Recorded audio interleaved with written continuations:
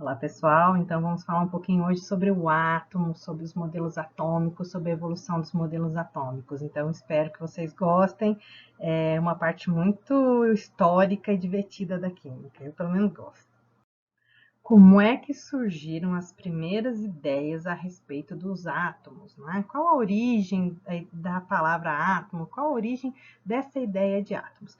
Eu peguei essa charge aqui, que eu gostei bastante desse blog aqui, é blog do Enem, né? Nesse blog aqui, ó. E nesse blog ela mostra o seguinte: mostra aqui um grego, né, com um martelinho na mão e pegando uma pedra e quebrando. Aí ele quebra, racha e fica feliz. E ele quebra bastante. E ele não fica satisfeito com quebrar um pouquinho, ele vai e quebra mais, fica exausto. E quebra e vê que dá para dividir mais e mais e mais e mais. E aí ele pensa, então, que na ideia, né, de fogo, terra, água e ar, os 4 elementos, que ela estava furada, que tinha mais alguma ideia por aí. Tá? Então eles começam na Grécia a se perguntar o que é a menor parte possível, né?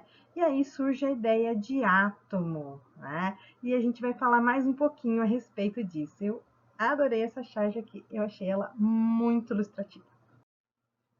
As primeiras ideias, que não chegam a ser um modelo, né, atômico, né, são as ideias de Demócrito e Leucipo. Né? Então, eles viveram lá, olha, em torno de 500 antes de Cristo, 500, 400 antes de Cristo. Né? Qual que era a ideia deles? Né? Chegava uma hora que a matéria não conseguia se dividir mais. Você pegava uma pedra, quebrava e não tinha como dividir. Chegava num ponto que não dava mais para dividir. Então, baseando-se nessa ideia, vem a palavra átomo. A de não e tomos de divisível. Então, não divisível. Bom, existem outras ideias da origem da palavra átomo. Né? Então, aqui a gente tem uma palavra chamada Atma, né, do sânscrito, né, que vem de alma, a essência divina, a natureza espiritual do mundo, a eternidade. E ela vem para dizer a estrutura de todo o mundo, macro e micro objetos, de todas essas estruturas, tá? Bom, a gente imagina aqui, por exemplo, uma pedra de silício. Essa pedra de silício pode ser quebrada em vários pedacinhos. Esses pedacinhos podem ser quebrados novamente e ficar só um pozinho fino. Mas há mais do que isso, né? E a última parte dela seria o átomo, o limite da divisibilidade. Essa era a ideia deles, do Demócrito e do Leucipo, que não necessariamente é a mesma ideia que nós temos hoje. Né? Então, nós vamos conversar um pouco mais a respeito dessas ideias. Passam-se quase 1000 anos, né, em termos de 500 antes de Cristo e depois 500 depois de Cristo, em plena Idade Média, que as pessoas falam Idade das Trevas, discordo. As pessoas começam a procurar o elixir da longa vida, começam a procurar a imortalidade, começam a procurar conhecimento, e conhecimento é luz. Então eu discordo plenamente da palavra Idade das Trevas. Eu acho que é a idade de muitos descobrimentos. Então os alquimistas, eles começam a procurar, né, essas coisas, e são os nossos primeiros químicos. Né? Eles isolavam, né, os materiais, eles tentavam tornar qualquer coisa em metal ouro. Hoje a gente sabe que a gente consegue construir um átomo de ouro através, né, de reações nucleares, coisa que eles não teriam jamais acesso nessa época, mas a visão deles era muito além. Né? Então, sou apaixonada pela essa ideia dos alquimistas. Né? Então, eles começam a pensar, né, no que compõe as coisas. Né? Depois, lá no século XVIII, né, aí já vem que eles chamam de Renascimento, né, a química como ciência, né, baseando-se em estudos, né, das leis ponderais de Prost, de Lavoisier. Aqui a gente tem uma figura, né, aqui à direita de vocês, né, a gente tem uma figura aqui em cima de uma representação, né, de um alquimista, né, e aqui uma figura, né, uma ilustração de Lavoisier. Né? Existem algumas ilustrações onde o pessoal vai lá e deleta a mão aqui dessa senhora, que eu não sei, né, qual é a proximidade que ela tem com o Lavoisier, né? Mas essa figura eu acho ela muito legal. Ela mostra o Lavoisier aqui, debruçado em cima dos papéis, com a sua parafernália experimental, tentando definir, né, o que está acontecendo com a matéria, da onde a matéria vem, para onde a matéria vai. De lá vem as ideias, do nada se cria, nada se perde, tudo se transforma, né? Um átomo que entra na reação tem que sair daquela reação. Então, vem dessas ideias aqui, né, das leis ponderais. Tá? Mas ainda não é o nosso modelo atômico, né? Mas é começar a pensar a respeito de química como ciência propriamente dita, e não como mais uma magia, algo mágico, né? Que inspirava, né, árabes, europeus a tentar encontrar coisas que até hoje a gente tenta procurar, que é uma longa vida, uma imortalidade e transformar algo que não tem valor em algo valioso. Bom, pessoal, aqui nós falamos então da evolução dos modelos atômicos na forma de uma linha do tempo. Em primeiro lugar, a gente pontua o Dalton, né? Depois a gente pontua o Thomson e a descoberta do elétron.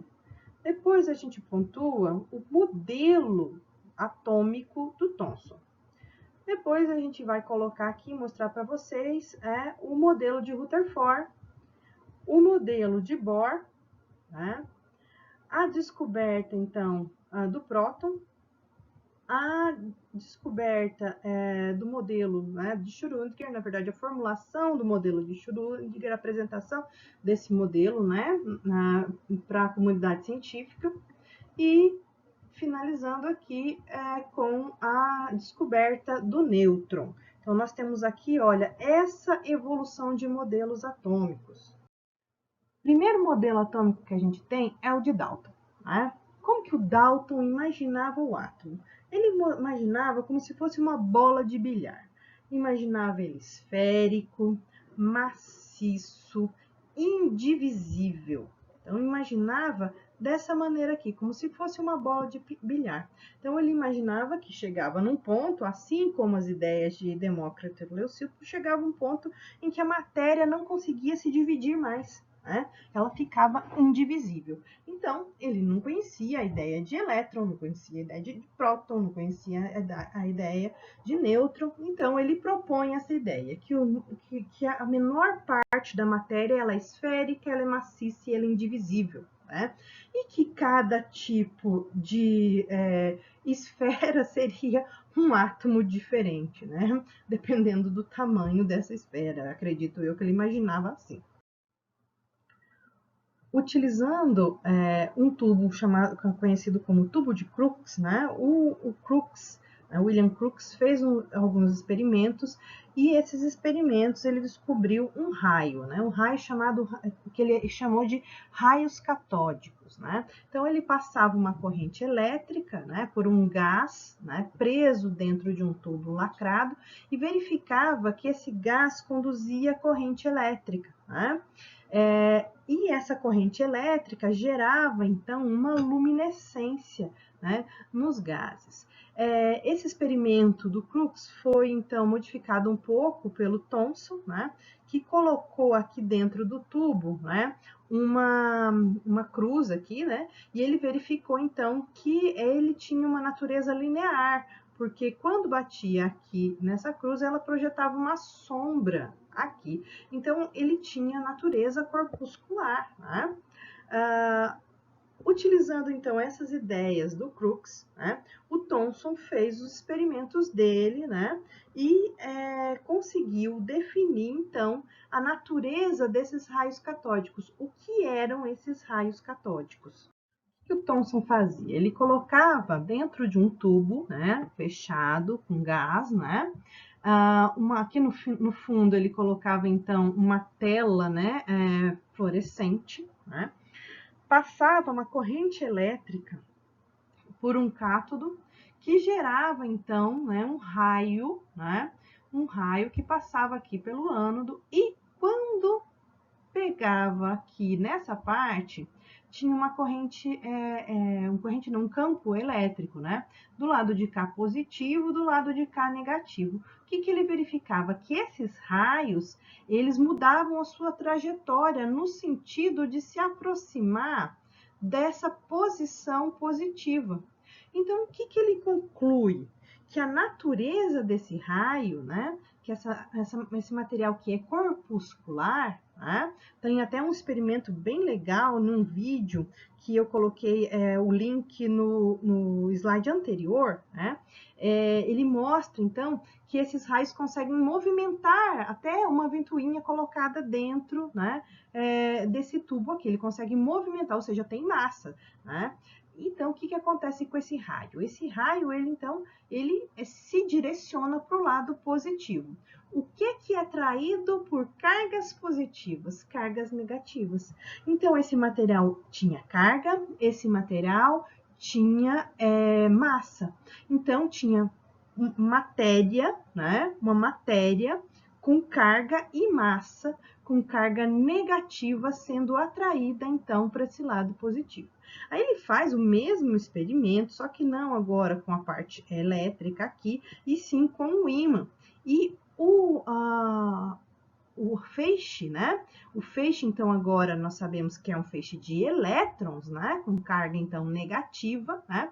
Ele se direciona para o lado positivo, né?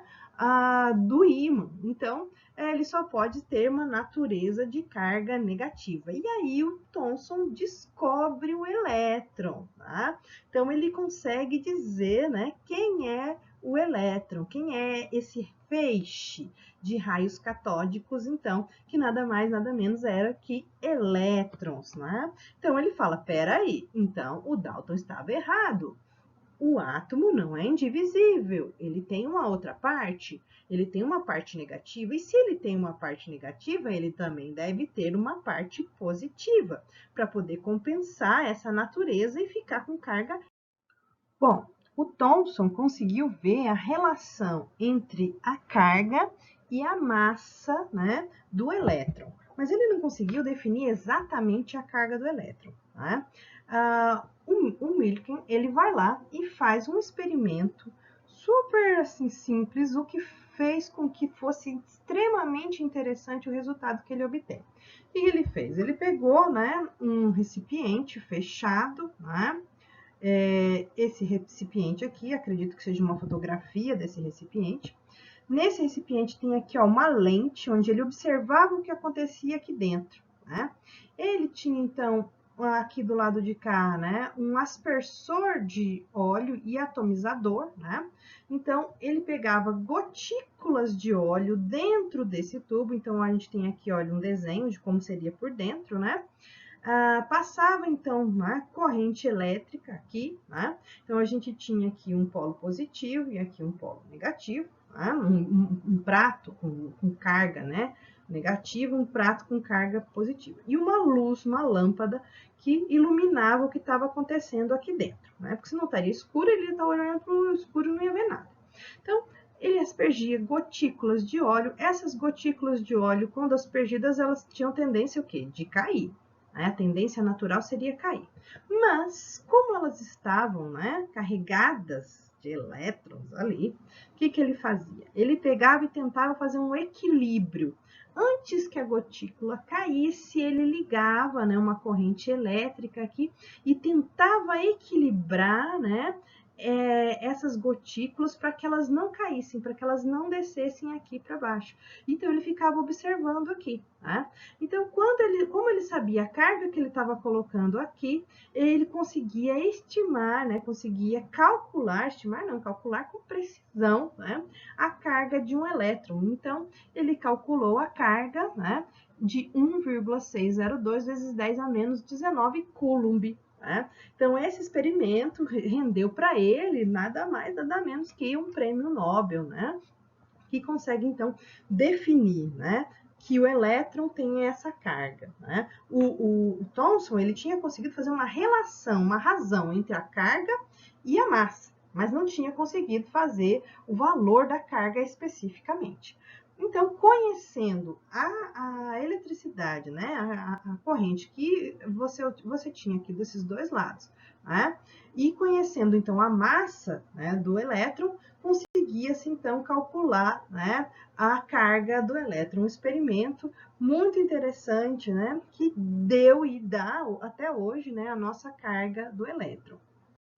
Bom, o Thomson, ele fez, então, uma proposta, né?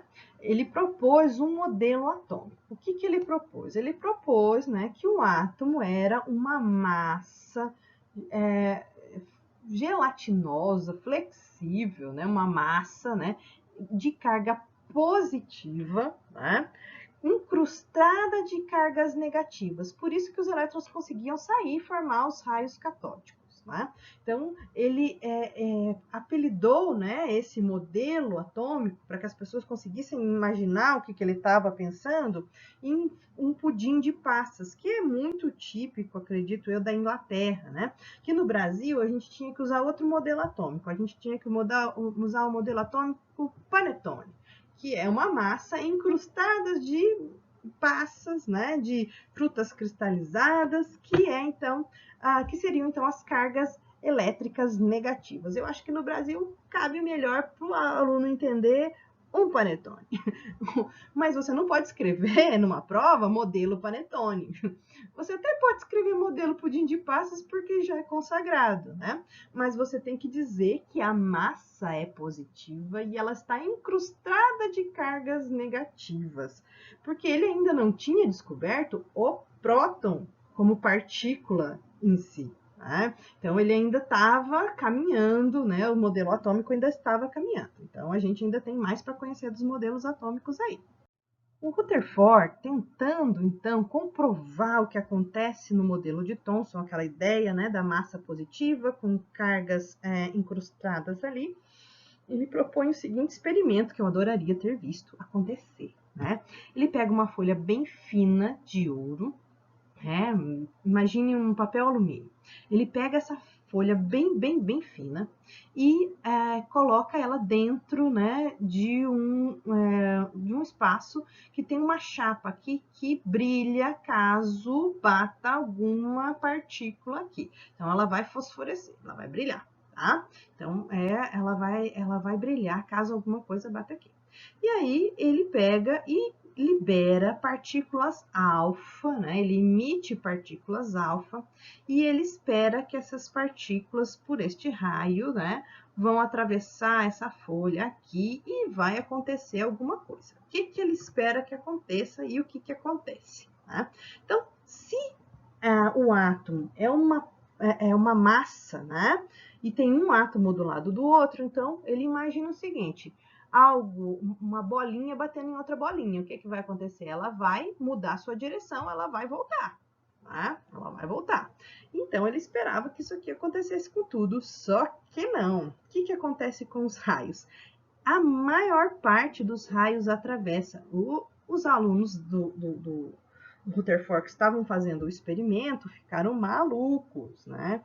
Como é que atravessa todos os raios e só alguns batem e voltam, e só alguns, né, desviam a sua trajetória? Isso só podia dizer uma coisa: que existe espaço vazio. Porque se eu pego uma partícula que tem massa e bate dentro de um átomo, né, que também tem massa, né, uma massa vai repelir a outra massa, né? Inércia, lei da inércia. Um corpo em movimento continua em movimento, a não ser que tenha uma força em sentido contrário. E aí ele, pumba, volta para cá. Bom, e aí o que acontece na realidade? Quase tudo atravessa. E isso deixa o pessoal muito doido. Isso quer dizer o quê? Que existe muito espaço vazio. E que quando algumas partículas batem e voltam, quer dizer que existe massa ali. Tá? Bom, isso fez com que eles fizessem uma proposta nova de modelo atômico. Uma proposta onde há espaço vazio. Eles esperavam, segundo o modelo de Thomson, que a hora que as partículas alfa batessem, então, no átomo, ela fosse desviada. E, no entanto, né, no modelo que o Rutherford é obrigado a propor, porque o experimento deu diferente do que ele esperava, né, atravessam tudo, quase tudo atravessa, e só algumas, né, mudam a sua trajetória. Então, como a maioria atravessa, existe um grande espaço vazio. E como só algumas mudam a trajetória, existe uma concentração de massa. Tá? Então, ele propõe, né, um núcleo com carga positiva, né, rodeado, então, nesse espaço vazio, né, uma eletrosfera. Ele propõe, então, que os elétrons estão aqui em volta do núcleo. Tá? Então, que você tem uma parte nuclear, né, e a parte eletrônica, então, ela estaria, né, aqui nessa parte que pareceria vazia. Então, você tem poucas partículas nesse lugar, por isso poucas vão mudar sua trajetória. Tá? Então, o modelo do Thomson, né, ele vem para modificar tudo. Né? E aí vem outros modelos depois desse. Outros modelos são propostos porque o modelo de Rutherford ele tinha uma limitação. A proposta era a seguinte: um grande espaço vazio, ou seja, eletrosfera, onde estão os elétrons, né? E uma concentração de massa no centro do átomo, ou seja, o núcleo. Tá? Qual que era a limitação? Se o núcleo é formado por partículas positivas, por que as partículas elétricas carregadas negativamente não vão se direcionar para o núcleo? Tá?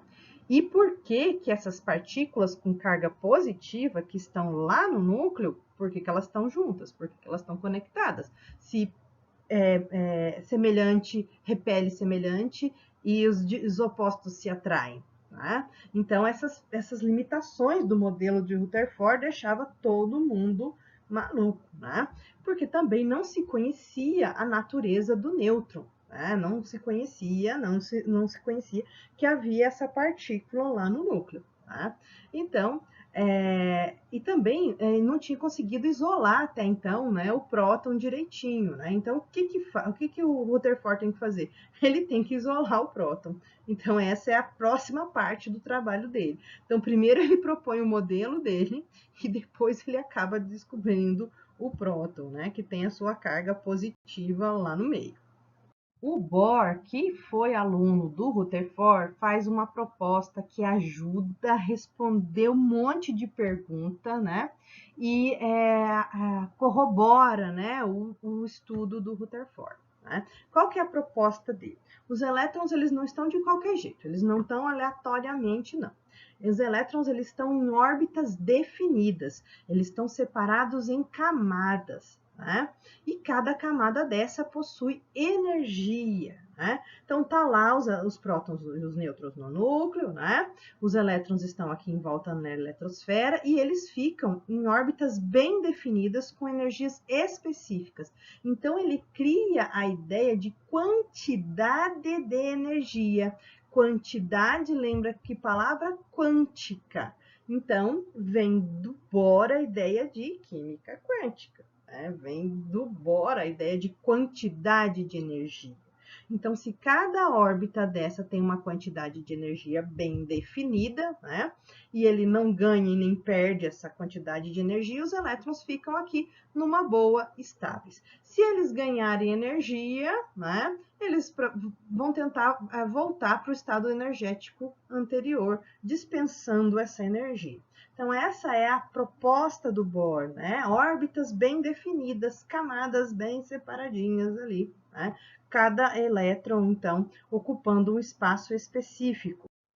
Então, para justificar o seu trabalho, o Bohr postula 4 coisas que é para poder dizer, olha, meu modelo é assim e para ser assim tem que ser desse jeito. Primeira coisa é a quantização da energia atômica. Né? Então, ele diz o seguinte, que cada elétron vai ter uma quantidade específica de energia. Tá? Então, o elétron da primeira camada tem uma quantidade de energia, da última camada tem outra quantidade de energia. Cada elétron tem uma órbita bem definida. E essa órbita bem definida a gente vai chamar de estado estacionário, porque ele não sai dali, ele fica ali. né? E se ele ganhar energia e passar para uma outra órbita, para poder voltar para sua órbita, ele tem que emitir essa energia na forma de um salto, né? Que a gente vai chamar então salto quântico, salto de quantidade, né, de energia. Tá?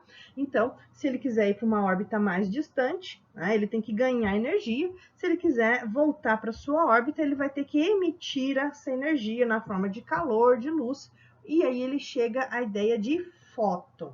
Tá? Bom, quando, né, o átomo consome energia, o nível de energia do elétron aumenta, então ele vai para uma outra órbita. Quando ele reduz, então, sua energia, ele vai emitir energia, tá? Então, ele vai eliminar essa energia na forma de fóton. A outra ideia, né, é os níveis de energia, né, que também é uma quantização da energia, né?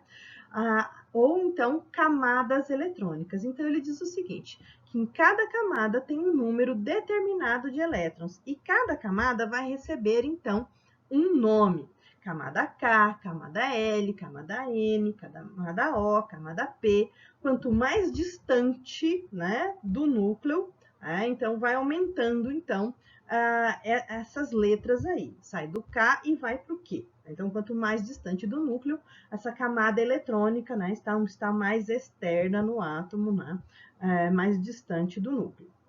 Bom, como o modelo de Rutherford tinha limitação, o modelo de Bohr igualmente também tem limitações. Ele não consegue explicar, né, o que acontece com o espectro de linhas do hidrogênio. Quando você pega um gás de hidrogênio, passa eletricidade por ele, ele vai gerar um espectro de linhas. E ele não consegue explicar isso que está acontecendo. A outra coisa que ele não consegue, né, fazer é determinar a posição e o momento do elétron. Então, você não consegue dizer onde o elétron está, né, e em que momento específico ele está. Então, você não consegue dizer isso. Então, no modelo de Bohr, fica faltando essas ideias aí. Bom, para entender mais sobre o modelo de Bohr e essa limitação, então vamos dar uma olhada no seguinte aqui. A gente vai olhar o espectro eletromagnético. E o que é isso, professor? O espectro eletromagnético é todos os comprimentos de onda que existem e onde eles estão. Tá? Então, ele está falando a respeito, né, da movimentação de ondas, né, eletromagnéticas no espaço. Né? Então, ele está falando quem elas são. Então, olha só, se ela tiver um comprimento bem pequenininho, em torno de angstroms aqui, ela vai estar na região, né, dos raios gama. Então, radiação, tá? Radiação gama. Aqui, radiação X, raios X. Mas aqui, né, em torno de 10 a menos 8 do metro, né, do comprimento de onda, a gente vai ter, então, os raios ultravioletas. Nesse pedacinho colorido bem pequenininho, então a gente tem o lado de cá enorme, e esse pedacinho minúsculo que a gente tem aqui, nós temos o que a gente chama de luz visível. Então, de todo o espectro eletromagnético, nós conseguimos enxergar só esse pedacinho minúsculo, michureba aqui, tá? Bom, esse pedacinho de luz aqui é onde a gente vê o espectro visível, né? Então, a gente vê a separação das cores aqui. Tá? Então, se esse espectro for contínuo, ou seja, tiver todas as cores, não está faltando nenhuma aqui, então ele vai ter essa carinha aqui. Bom, para cá são os outros comprimentos, o infravermelho, né? A micro-ondas, as ondas de rádio, as ondas longas, né, de rádio. Vamos falar um pouco mais, então, sobre esse espectro visível aqui, o espectro contínuo. Quando o pessoal pegava, então, né, uma luz branca e passava essa luz branca por uma fenda e depois passava por outra fenda, ele conseguia separar, né, um bocado de luz e deixava só uma fração dessa luz. Essa fração de luz passava, então, por um prisma. E esse prisma, então, o que ele gerava? Então, uma decomposição da luz branca nas cores do arco-íris aqui, que é o espectro contínuo na região do visível. Então, a luz branca, ela conseguia separar todas essas cores. Quem fez esse experimento aqui foi o Isaac Newton, durante uma pandemia, na quarentena dele, ele trancado dentro de casa, fez esse experimento com a luz do sol e viu essa separação de raias aqui.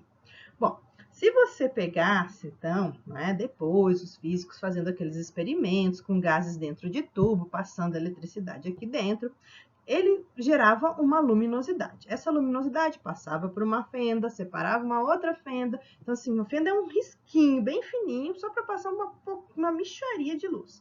Aí, passava por uma fenda, passava por uma segunda fenda, e dessa segunda fenda passava por um prisma.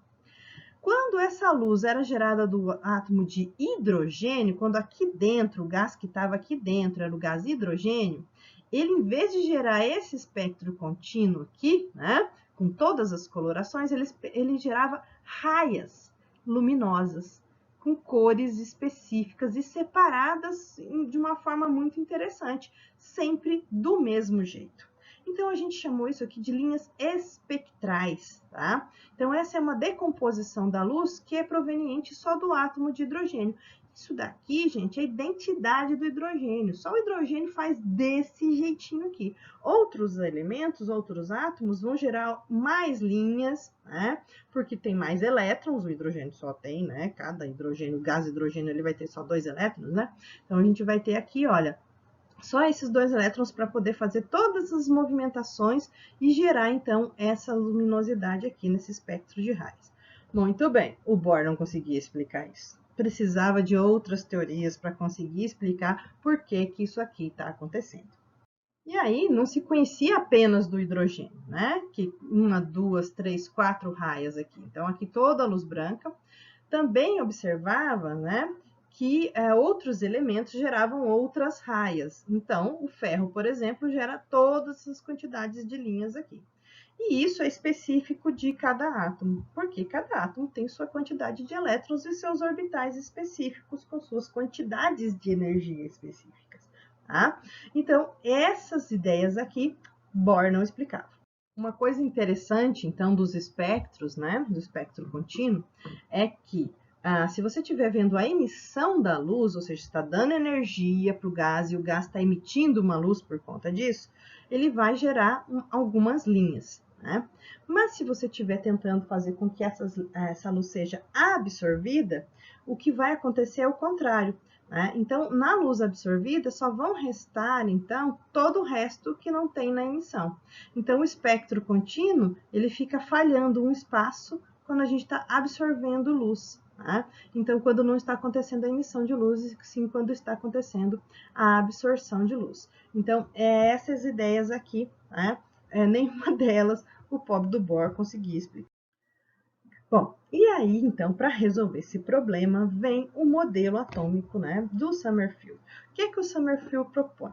O Summerfield, ele propõe, né, diferentemente do Bohr, que propõe órbitas apenas circulares, ele propõe órbitas elípticas. Ele propõe que dentro de cada camada existem os níveis, que seriam as camadas, e essas camadas vão ser subdivididas em subníveis. Tá? Então, além de ter uma camada K, uma camada L, essa camada L era dividida em um nível e um subnível. Então, seriam órbitas diferentes. Então, teria dentro dessa camada, né? Então, olha só, essa primeira camada aqui, um S, seria a camada K. Essa segunda camada aqui seria a camada L. Né? E dentro da camada L, então, além de ter uma órbita circular, também tinha uma órbita elíptica.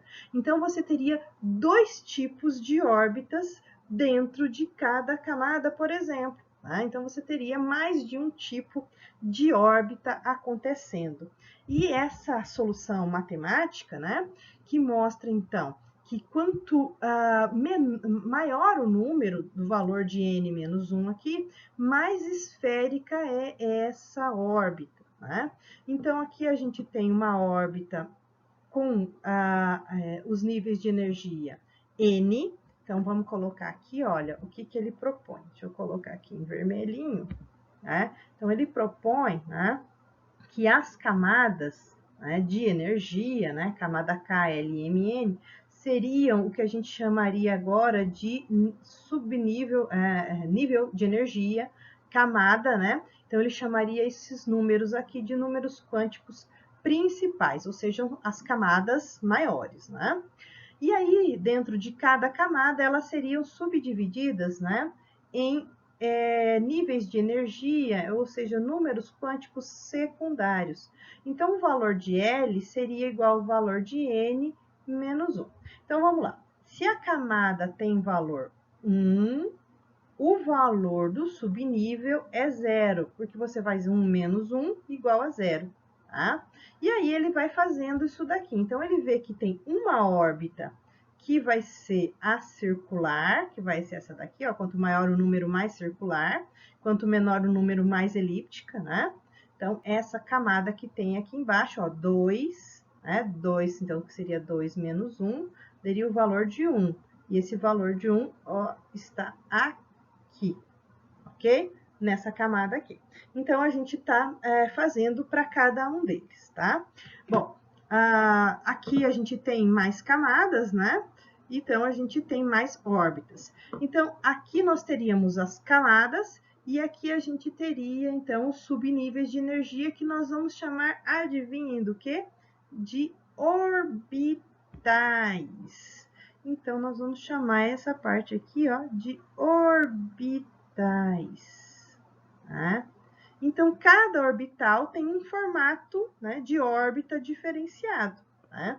Um orbital do tipo S, um orbital do tipo S, orbitais do tipo P, orbital do tipo D, orbital, olha, do tipo F. Então, cada camada tem orbitais do tipo S, tem orbitais tipo P, tem orbitais tipo D, tipo F, né? E se houverem mais átomos no futuro, orbitais do tipo G, né?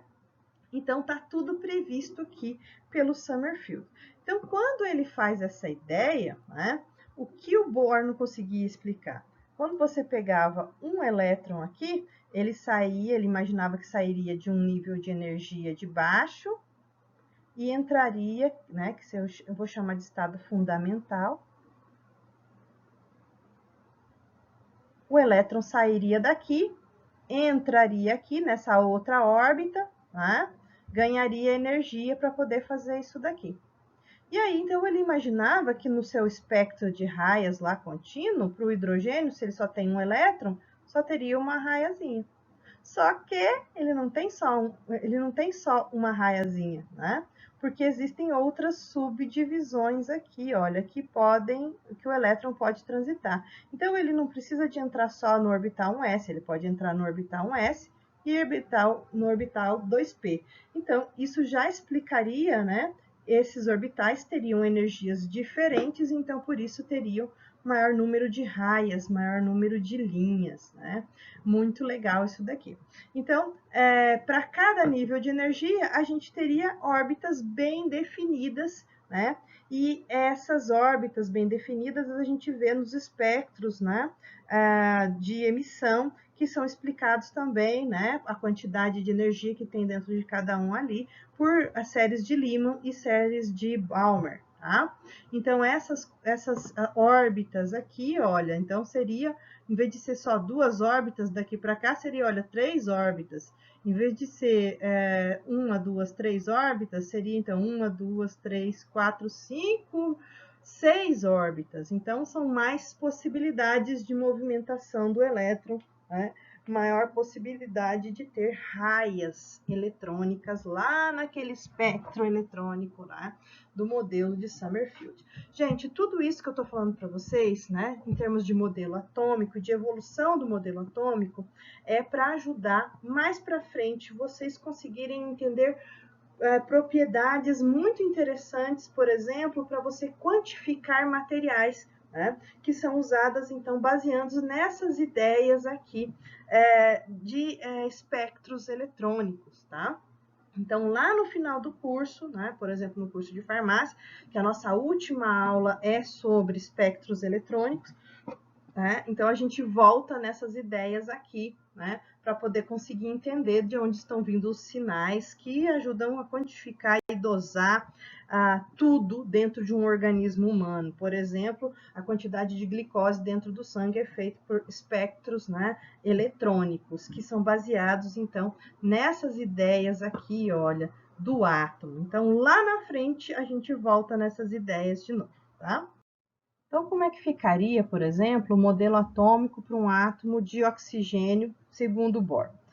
Para o Bohr, ele teria, então, só camada K e L, né? E aí, na camada K, teriam 2 elétrons, ó, 2 elétrons aqui.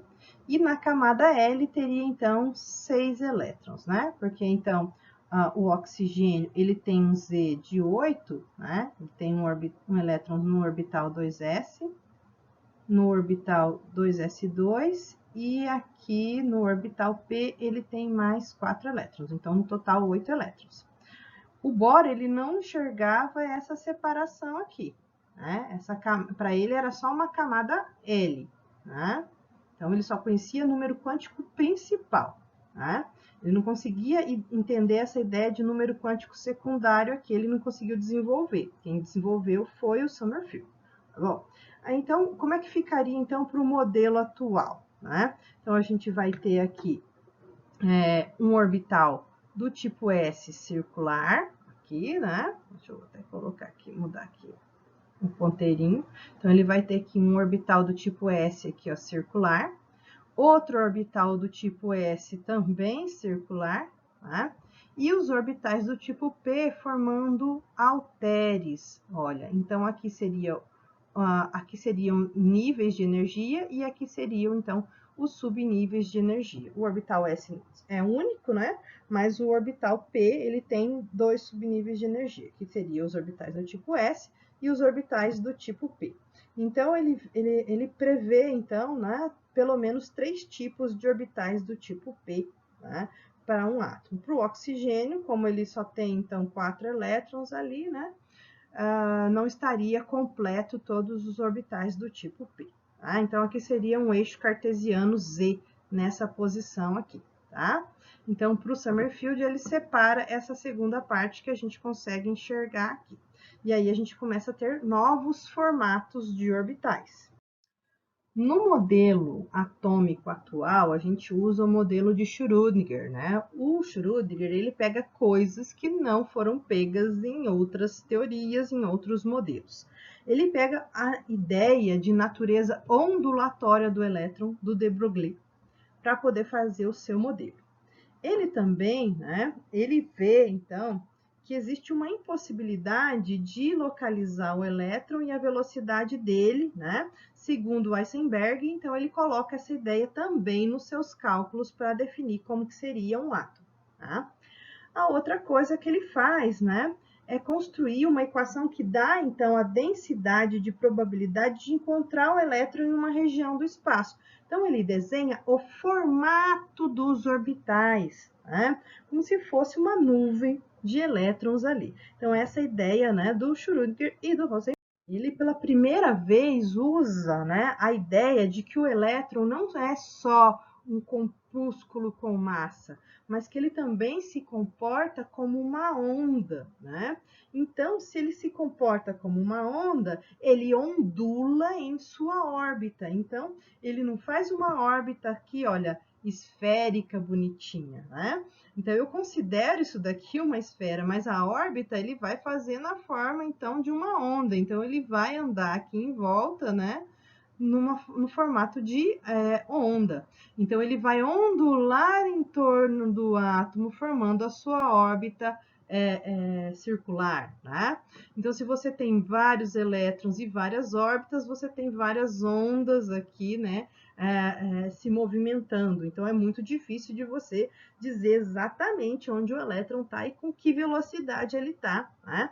Que seria o que a gente chama de princípio da incerteza de Heisenberg. Então, ele junta as ideias de elétron, não é apenas, né, não é apenas um corpúsculo com massa, ele também se comporta como uma onda, que a gente até fala que a gente chama de dualidade onda-partícula, né? O elétron, ele é uma onda ou ele é um corpo massivo, né?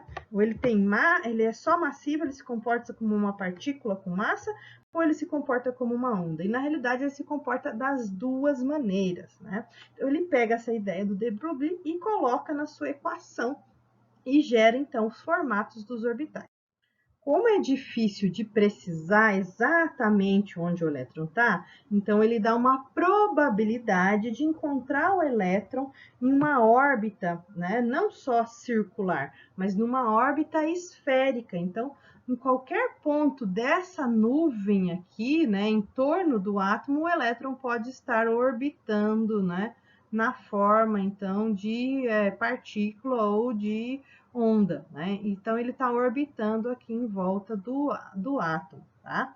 E aí, se ele estiver orbitando de uma maneira que dê no final uma ideia de uma esfera, os cálculos do Schrödinger vão mostrar então uma órbita não circular, mas então uma órbita esférica. Então a gente tem que imaginar que o átomo é tridimensional, então que ele vai estar em todas as direções, o elétron pode estar em qualquer posição aqui, sem a gente conseguir precisar onde que ele está, mas a gente sabe que ele estaria então nessa região de alta probabilidade de encontrar o elétron. Bom, se o orbital, né, tá falando de níveis e subníveis, ele vai ter formatos diferentes para cada tipo de subnível. Então, dentro da equação de Schrödinger, ele gera então os formatos dos orbitais. Um orbital S, né, esférico, então igualmente distribuído nos eixos cartesianos x, y e z, né? Aqui está o x, aqui está o y, aqui está o z. Já um orbital do tipo P, ele pode estar direcionado em 3 direções diferentes. Um orbital do tipo P, ele pode estar direcionado em X, ele pode estar direcionado em Y e ele pode estar direcionado no eixo cartesiano Z. Então, se ele estiver dentro do eixo cartesiano X, ele se chama PX. Se ele estiver dentro do eixo cartesiano Y, ele se chama PY. Se ele estiver dentro do eixo cartesiano Z, ele se chama PZ. Tá? Então, essas ideias vêm da solução da equação do Schrödinger para esses subníveis de energia. Então, tudo isso daqui, né, seria, né, então, o nosso número quântico secundário, né? O número quântico secundário igual a 1. E aqui a gente teria o número quântico secundário igual a 0. Para os orbitais D, né, o subnível, né, então vai ser o número quântico secundário igual a 2, tá? Então a gente vai ter, para o S, o número quântico secundário é 0. Para o P, o número quântico secundário é 1. Para o D, é 2. Para o F, vai ser 3, tá? Então, ele dá esses formatos para cada um dos orbitais. Aqui a gente tem orbital D. Então, se ele está direcionado no plano cartesiano x e y, ele se chama dxy. Se ele estiver direcionado, então, no plano cartesiano y e z, se ele estiver, então, dentro do eixo cartesiano y e z, né, ele vai se chamar dyz. Se ele estiver dentro do eixo cartesiano x e z, ele vai se chamar dxz. Se ele estiver passando em cima do eixo cartesiano duplamente aqui, olha, 2 vezes do lado de cá e do lado de cá, ele vai se chamar dx² menos y², porque ele está em cima do eixo cartesiano x e em cima do eixo cartesiano y. Se vocês observarem a diferença aqui, ó, ele aqui está entre os eixos cartesianos, ó, os lobos dos orbitais estão entre os eixos cartesianos. Aqui tem um eixo cartesiano e aqui tem outro, tá vendo que ele não está passando em cima, ele está passando entre os eixos cartesianos, então, por isso ele se chama XY. A mesma coisa acontece para esses daqui. Quando ele passa duplamente em cima do eixo cartesiano Z, né, e ele forma esse halo aqui em cima do X e do Y, a gente vai chamar esse orbital de dz², tá? Então, ele estaria passando tanto em X como em Y, e acaba que eles se emendam, né? E vão formar um único halo aqui em volta, né? Em cima desse lobo aqui do orbital, tá? Então, esses são formatos que foram obtidos pelo modelo de Schrödinger, esses desenhos que estou descrevendo para vocês aqui. E aqui a gente tem, né, uma galeria de orbitais atômicos, né? O The Orbitron Galeria, né? eu não sei exatamente da onde que é, porque as letrinhas estão pequenas aqui, não lembro mais, mas aqui tem o formato de cada um dos orbitais lá dentro da tabela periódica, né? Então, imaginando que aqui, olha, a gente só tem os orbitais do tipo S, aqui a gente tem orbitais do tipo D, 3D, aqui 4D, 5D, 6D. Aqui a gente tem os orbitais P, olha. Aqui 2P, 3P, 4P, 5P, 6P, 7P. E aqui os F, os orbitais do tipo F aqui, né? 4F aqui e 5F aqui. Onde eles surgem na tabela periódica, vai ter um formato diferenciado, ok? Então, aqui é o orbital só do tipo S, um S, aqui é um S2. Então, ele tem duas probabilidades, olha, essa daqui e uma bem pequenininha aqui no centro. Tá? Então, a gente está falando aqui do formato dos orbitais segundo a equação de Schrödinger. Então, eu gosto muito dessa charge aqui. Eu acho essa charge bem legal. Vamos olhar essa charge. Elétron é o próton. Onde você está? Ou, espera aí, eu vou ver. Aí ele pensa e fala, eu tô N4, L3, NL0, NS igual a meio. E aí o próton olha para a cara dele e fala, que merda, né? Essa informação que você tá me dando. Eu adoro essa charge aqui que a gente encontra na internet com facilidade. Mas o que ela tá querendo dizer? Né? Que os números quânticos, eles nos dão a posição do elétron dentro do átomo, tá? Então, cada um desses números quânticos dá uma informação. Se ele está no N igual a 4, quer dizer que ele está na camada. Então, vamos ver. Camada N, camada K é igual a 1. Camada L igual a 2, camada M igual a 3, camada N é igual a 4. Então, quer dizer que ele está na camada 4. Valor de L igual a 3. L é subnível, quer dizer, em qual orbital que ele está? Ah, ele está no orbital. Se for L igual a 0, é o orbital S. Se for L igual a 1, é o orbital P. Se for L igual a 2, é o orbital D. Se for L igual a 3, é o orbital F. Então, ele está falando, olha, eu estou num orbital F, na camada N. Né? E aí, a gente tem esses outros dois números aqui, o ML e o MS. Que aqui seria o número quântico magnético e aqui o número quântico de spin. Então, vou mostrar para vocês um pouquinho desses dois números aqui no próximo slide. Para entender os números quânticos, a gente precisa de lembrar como é um átomo. Bom, então vamos pegar a ideia do Bohr aqui, né? Que a gente tem um núcleo, né? Nesse núcleo a gente tem prótons e nêutrons, e aqui a gente tem eletrosferas com elétrons em níveis de energia diferentes. E aí, lá do ensino médio a gente fala, porque tá na camada K, camada L, camada M, né? Então, essa é a separação de cada elétron, onde eles estão, tá? Em que lugar do átomo eles estão. Tá? Então, a gente está dando o endereço deles aqui, né? Eu vou chamar de coordenadas geográficas do átomo, né? Mas é uma brincadeira, mas eu acho que ajuda, né, a entender. Bom, então, qual é o primeiro número quântico que a gente vê? Eu estou colocando aqui camadas K, L e M. O primeiro número quântico é o número quântico principal, que ele diz em que camada que o átomo está, né? Como são esses números? Bom, esses números, eles estão separados em letras, que estão dizendo cada camada, né, tem uma letra. E aqui a gente tem os números, né? N igual a 1, isso quer dizer que o elétron está na camada K. N igual a 2 quer dizer que o elétron está na camada L, na segunda camada, e assim por diante. Tá? Então, o número quântico principal diz em que camada que o elétron vai estar. O número quântico secundário, ele vai dizer o subnível, vai dizer qual orbital esse elétron está. Tá?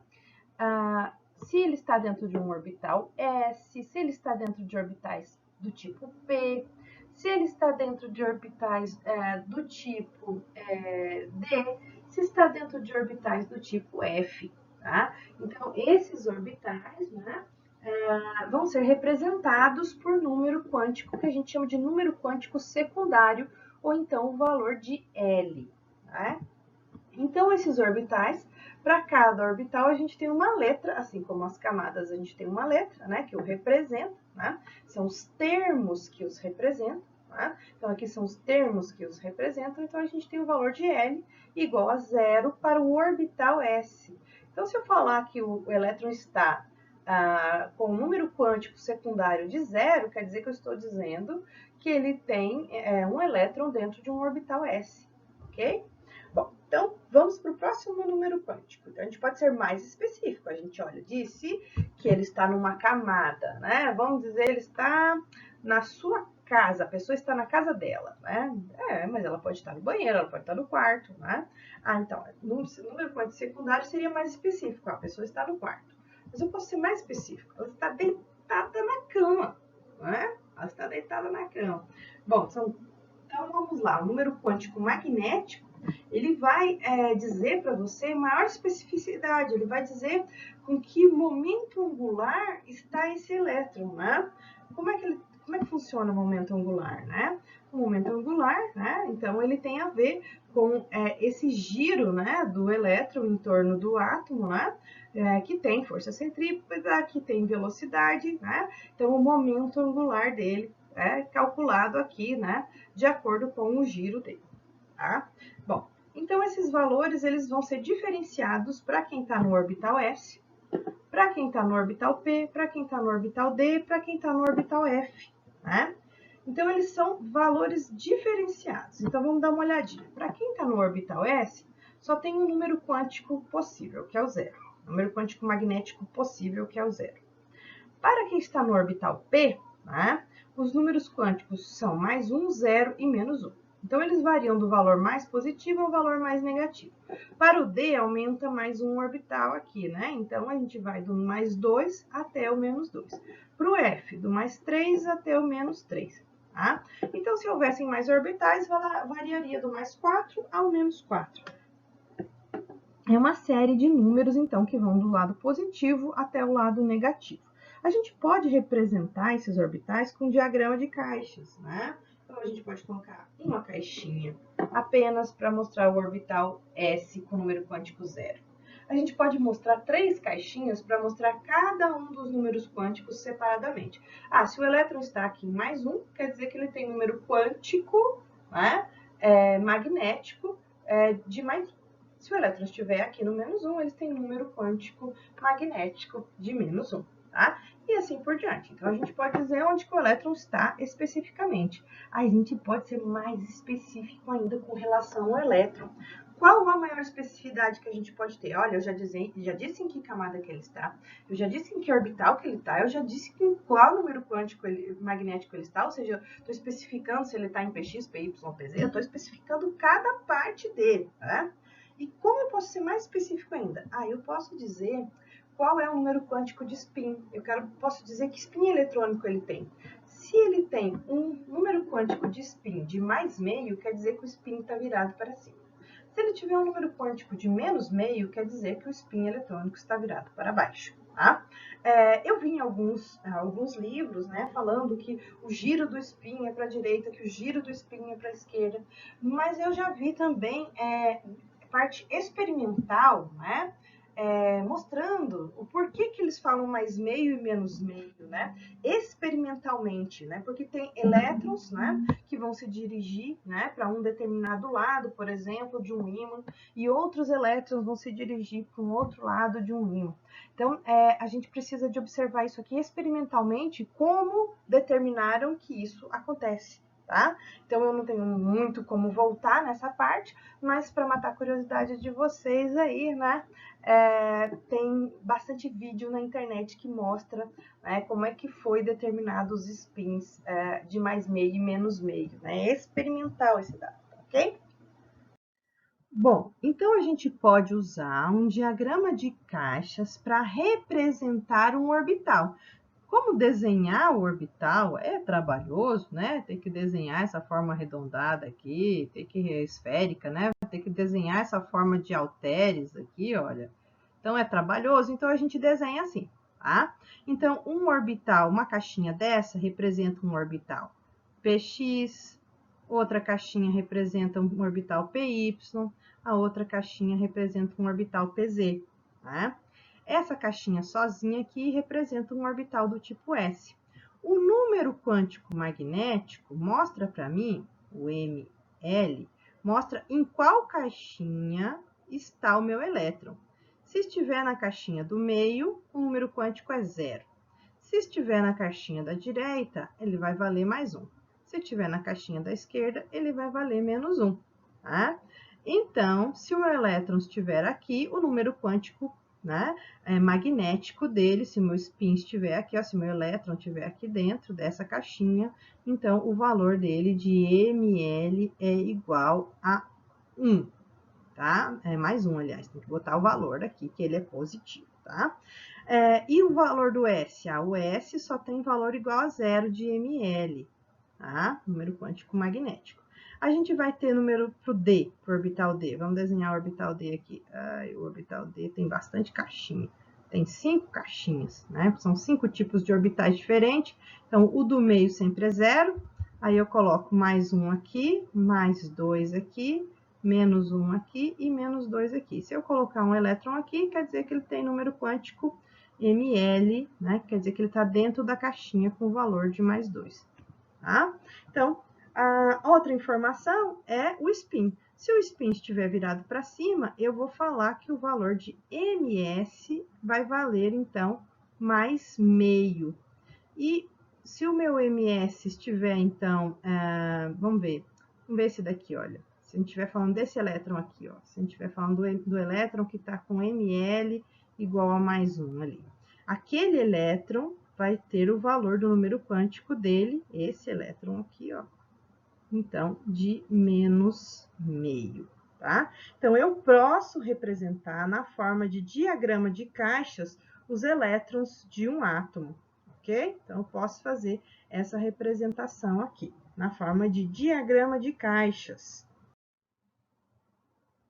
Então, pensando em todo átomo, como que é a estrutura de um átomo, afinal de contas, depois de todos esses modelos atômicos que a gente viu?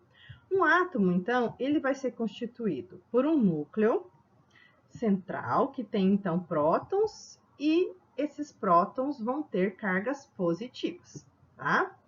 Bom, no núcleo também, a gente vai ter nêutrons. Os nêutrons vão ser partículas sem carga, tá? Então, carga zero, carga nula. E na eletrosfera, né, nos nossos orbitais, nós vamos ter elétrons. E os elétrons são partículas com carga negativa, tá? Então, basicamente, a gente tem esses 3 tipos de partícula num átomo. Existem subpartículas, né, as quais compõem um próton, um nêutron, um elétron, né? Então, essas daí a gente não vai trabalhar no nosso curso, não vai trabalhar na nossa disciplina, graças a Deus, né? Bom, então essas cargas, né, dessas partículas, elas têm valor, né? Então, o próton, sendo uma partícula, então, com carga positiva, eu coloco um valor aqui, né, de mais Q para representar a carga do próton. E aqui, a carga do elétron igual a menos Q, né? Qual que é a intensidade dessas cargas? A carga de um próton é exatamente igual à carga de um elétron, né? Então, a minha carga Q, né, do próton é igual à minha carga Q do elétron. Dentro de um átomo neutro, essas duas cargas se equilibram. Então, eu tenho a mesma quantidade de prótons no núcleo e a mesma quantidade de elétrons na eletrosfera, quando um átomo está na sua forma neutra. E a massa das partículas? Falei da carga das partículas. Nêutron não tem carga. Elétron tem carga negativa. Próton tem carga positiva. E a massa delas, né, dessas partículas? A massa do próton vou representar como mp. A massa do nêutron como mn. A massa do próton é exatamente a mesma massa do nêutron. Eles têm a mesma massa. Então, mp igual a mn. Massa do próton igual a massa do nêutron, tá? Bom, e o elétron? O elétron tem uma massa muito pequena. A massa do elétron é como se eu pegasse a massa do próton e dividisse por 1840. Então, a massa do elétron é igual a 1.840 avos da massa do próton. É muito pequenininho a massa do elétron, tá? Então, a massa do elétron é desprezível. A gente não imagina a massa do elétron como uma coisa, né, que vai influenciar, por exemplo, no peso de um átomo final. E aí vem alguns conceitos básicos do átomo, né? Primeira coisa é o número atômico Z. O que é o número atômico Z? Ele vai representar o número de prótons de um determinado átomo. E essa é a identidade do átomo. O átomo pode perder elétron, ganhar elétron, mas continua sendo aquele átomo. Mas se ele perder próton, ele se transforma em outro átomo. Bom, então o Z é igual ao número de prótons. Né? Então, Z representa a quantidade de prótons que um átomo tem. O número de massa nós vamos chamar de A. Tá? O número de massa ele vai representar, então, o número de partículas nucleares. Então, eu quero saber quantos prótons e quantos nêutrons eu tenho. Tá? Então, a massa de um átomo ela é dependente da massa de um próton e da massa de um nêutron. Então, eu tenho prótons mais nêutrons, eu tenho o número de massa de um átomo. Tá? Então, se eu estou falando que Z é o número de prótons, então a massa A vai ser igual a Z mais N, ou seja, o número de prótons mais o número de nêutrons. Tá? Bom, e N, o que vai ser? A massa menos o número de prótons. Então, a gente tem todas essas relações aqui, que são conceitos básicos a respeito de um átomo, né? Para a gente conseguir dizer quem que é esse átomo. Bom, para dizer que um elemento químico é um elemento químico, nós precisamos de representá-lo, né? Então, a gente representa esse átomo. Cada átomo é representado de acordo com o seu número atômico. Né? Então, se um elemento possui número atômico 11, ele quer dizer que ele tem 11 prótons, esse elemento vai ser identificado como o elemento sódio, né? Com o símbolo Na. Se ele tem um Z de 79, ele é identificado como o elemento ouro, AU. Então, na tabela periódica, nós temos o valor de Z, que mostra, então, o número de prótons, né? E esse número de prótons, então, vai dizer exatamente quem é o elemento químico. Então, se eu falar para você, o elemento tem Z igual a 1, eu estou falando do átomo de hidrogênio. O elemento tem Z igual a 2, eu estou falando do átomo de hélio. Então, o Z mostra a quantidade de prótons que cada elemento tem. O que define um elemento químico é o número atômico dele. É o que identifica o elemento químico. Tá? Bom, agora a gente vai para a parte de representação da química. O símbolo, né? Ele sempre vai possuir a primeira letra maiúscula e a segunda letra, se ela existir, ela vai ser obrigatoriamente minúscula. Então, vocês não podem desenhar uma letra maiúscula e uma letra maiúscula, porque senão vocês estão falando de dois elementos químicos diferentes.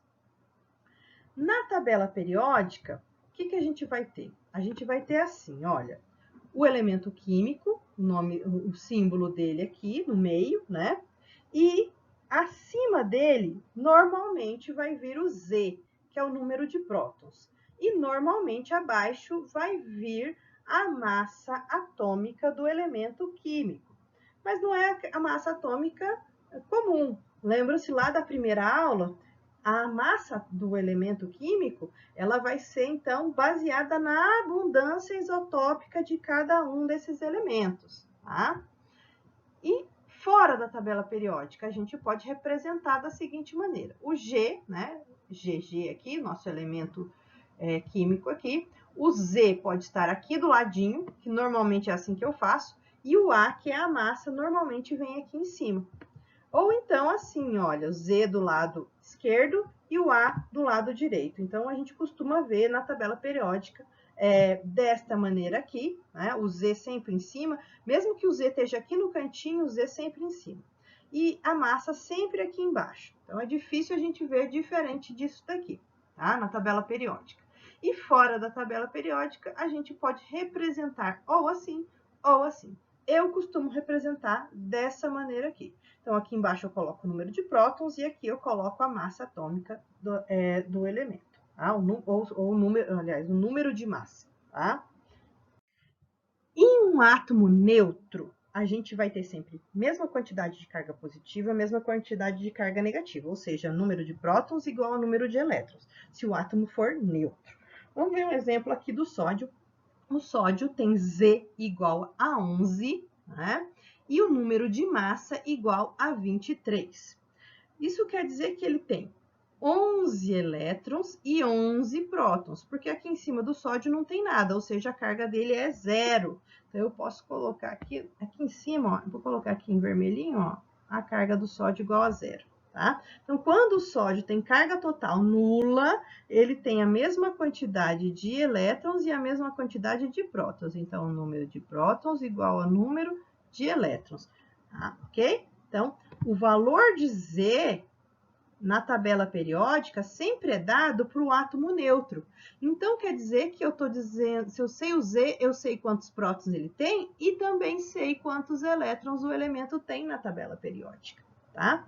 Então, o total de carga sempre vai ser zero para um átomo neutro.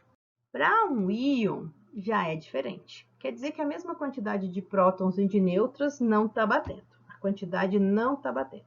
Então, se eu tiver um elemento que tenha, então, um valor de Z que é igual sempre ao número de prótons, mas é diferente do número de elétrons, então eu estou falando de um composto iônico. Então, eu tenho um íon, tá? Porque o número de prótons nunca muda, né, se não for uma reação nuclear. Então, o número de prótons é sempre o mesmo, tá? Então, a variação no íon não é de próton, é sim de elétrons. Então, a diferença ocorre devido a variações no número de elétrons, tá? Então, o número de elétrons vai ser igual ao número de prótons menos a carga que você tem, tá? Então, quer dizer que quando você está perdendo elétrons, a carga vai ficando cada vez mais positiva. Quando você ganha elétrons, a carga vai ficando cada vez mais negativa. Bom, onde que a gente coloca a carga, né? No símbolo do nosso átomo aqui. Então, se o nosso átomo tem carga positiva, o Z vai aqui, né? O número atômico vai aqui embaixo, o número de massa vai aqui em cima, e a carga positiva vai ficar aqui do lado direito. Vejam que, pelas regras da IUPAC, sempre o número que representa a quantidade vem primeiro e o valor da carga vem na sequência. Então, você nunca vai falar mais um, você sempre vai falar um mais, tá? Uma carga positiva. Então, você não vai falar positiva 1, você vai falar uma carga positiva, entendeu? E a mesma coisa vai acontecer para um íon negativo, né? Para um ânion. Então, a gente vai ter aqui embaixo Z, em cima o A, número de massa, e aqui do lado direito a carga, né, negativa do nosso átomo. N seria o número de cargas e a parte negativa mostra que tipo de carga que você tem. O que está querendo me dizer aqui, nesse caso aqui? Quer dizer que eu tenho mais prótons do que elétrons. Então, o número de prótons é maior que o número de elétrons. E aqui quer dizer que o número de prótons é menor do que o número de elétrons. Então, é isso que está querendo dizer esse valor negativo ali em cima, tá? Quer dizer que eu tenho mais elétron do que próton, tá? Ou seja, que esse átomo acabou ganhando elétrons. E aqui quer dizer que esse átomo perdeu elétrons. Então, quer dizer que ele perdeu elétrons. E aqui quer dizer que ele ganhou elétrons, tá? Então, vamos adiante. Então, o que é um cátion? O cátion, né, é um átomo, né, que perdeu, então, elétrons, ou seja, íons com carga positiva. Isso quer dizer que o seu número atômico Z vai ter igual ao número de prótons sempre, mas o número de elétrons vai reduzir. Então, o número Z, o número de prótons, vai ser maior que o número de elétrons, tá? Então, vamos ver o exemplo aqui do sódio. O sódio, ele vai ter aqui embaixo, vamos colocar aqui o ponteiro, ponteirinho, venha. Então, a gente tem aqui, olha, aqui embaixo é o valor de Z, que mostra o número de prótons. Então, ele tem 11 prótons. E o número de massa igual a 23. Então, 23 menos 11 vai dar 12 nêutrons. Então, Aqui a gente vai ter, então, 11 prótons, 12 nêutrons e 10 elétrons. Mas por que que ele está com 10 elétrons? Quando você tem uma carga positiva, quer dizer que você tem um próton a mais do que um elétron.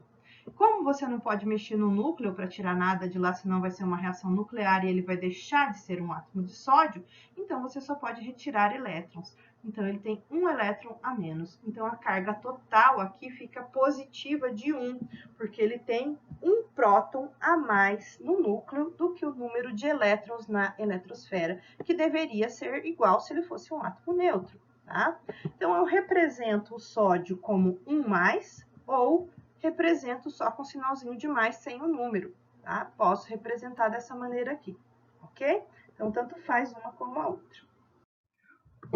Um ânion é, então, um átomo que ganhou elétrons, ou seja, ele não tem mais suas cargas neutras, então ele se transformou em um composto iônico. Então, quando o íon tem uma carga negativa, ela é devida a ganho de elétrons, ou seja, o número de Z, número de prótons, já não é igual mais ao número de elétrons. O número de elétrons é maior que o número de prótons, então por isso eles vão ter carga negativa. Vamos ver esse exemplo aqui, olha, o enxofre com duas cargas negativas. O enxofre tem, então, o valor aqui de Z, de 16, e o valor de A igual a 32, né? Ou seja, o número de massa igual a 32. Bom, o que isso aqui quer dizer? Que eu tenho 16 prótons. E o que isso aqui quer dizer? Que eu tenho 16 prótons mais 16 nêutrons, porque 16 com 16 dá 32. E qual a quantidade de elétrons que eu tenho? Bom, se eu tenho 16 prótons e eu tenho um valor negativo duas vezes, quer dizer que eu tenho 2 elétrons a mais. Então, 2 a mais do que 16 é 18. Então, a gente tem aqui, né, que são 16 prótons, 16 nêutrons e 18 elétrons. Então, houve um ganho de carga. A carga total está de 2 negativo, duas cargas negativas, tá? Como é que eu exemplifico isso daqui, né? O enxofre eu coloco 2S, ou menos, menos. Isso aqui a gente não usa nunca. Porque se tiver 4 cargas negativas, vai colocar menos, menos, menos. Então, a gente não usa isso aqui nunca. Pela IUPAC, a regra é essa daqui, tá? Mas algumas vezes eu já vi isso aqui em alguns livros, mas de ensino médio, de faculdade, a gente só vê isso daqui acontecendo, tá legal? As semelhanças entre os átomos, né? A gente tem compostos que têm mesmo número de prótons. Então, a gente vai chamar ele de isótopos, tá? Então, o P, para lembrar que prótons, ele tem mesmo número de prótons. Isótonos, N quer dizer nêutrons, então eles têm o mesmo número de nêutrons, iso quer dizer igual. Isóbaros, o A aqui é para mostrar que é o número de massa, então são compostos que têm mesmo número de massa, tá? E aí a gente vai ter os compostos isoeletrônicos, que são os mesmos números de elétrons. Por que isso aqui é importante? Vamos ver mais adiante. Mesmo número de prótons. Nós vamos ter, então, olha, urânio 92, 92, mesmo número de prótons. Então, eu chamo esses dois elementos de urânio porque eles têm a mesma quantidade de prótons, mas o número de massa é diferente. Então, se o número de massa é composto só por duas coisas, uma é próton e a outra é nêutron, então o que está variando aqui desses dois isótopos é o número de nêutrons. Então, o urânio 235... ele é um urânio que tem, então, 3 nêutrons a menos do que o urânio 238, tá? Mas os dois são o mesmo elemento químico, que tem, então, o mesmo valor de Z, tá? Então, a gente já chama eles de isótopos. Então, aqui embaixo, o número de prótons é igual. Aqui, eles têm o mesmo número de nêutrons. Se você diminuir 39 de 19, você vai ter 20. Se você diminuir 20 de 40, você vai ter 20. Ou seja, eles têm o mesmo número de nêutrons. Eles são elementos químicos diferentes. Um é potássio e o outro é cálcio. Mas eles têm o mesmo número de nêutrons. Então, nós vamos chamar esses compostos de isótonos. Aqui, eles têm o mesmo número de massa. o carbono tem 6 prótons e o nitrogênio tem 7 prótons.